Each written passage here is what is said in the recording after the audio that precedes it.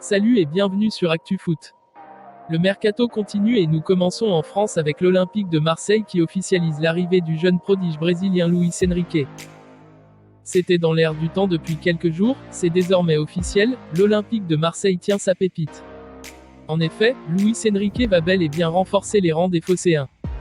La jeune pépite, débarquant de Botafogo, a paraphé son contrat avec l'Olympique de Marseille ce vendredi après s'être soumis à la traditionnelle visite médicale. Le club phocéen a annoncé la nouvelle sur ses réseaux sociaux.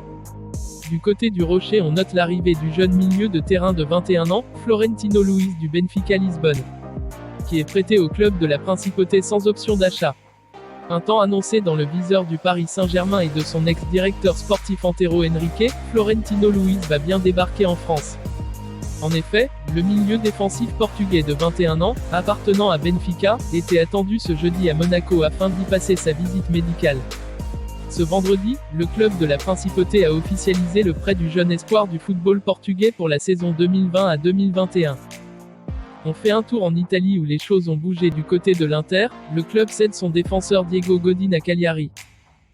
Le défenseur uruguayen s'est engagé jusqu'en 2023 avec son nouveau club. Après avoir fait ses adieux à l'Inter Milan, Diego Godin s'est officiellement engagé avec Cagliari et ce jusqu'en 2023.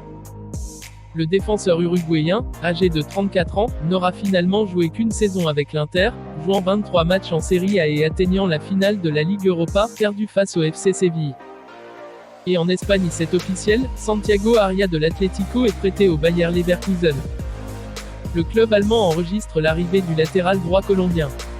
Arrivé à l'Atlético de Madrid en juillet 2018, l'international colombien ne s'est pas imposé dans le club madrilène.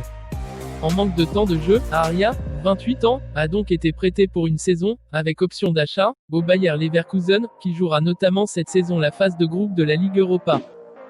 C'est déjà la fin de cette vidéo, merci d'avoir regardé, abonnez-vous et activez la cloche de notification pour ne plus rater aucune actualité du football. À très bientôt pour une prochaine vidéo.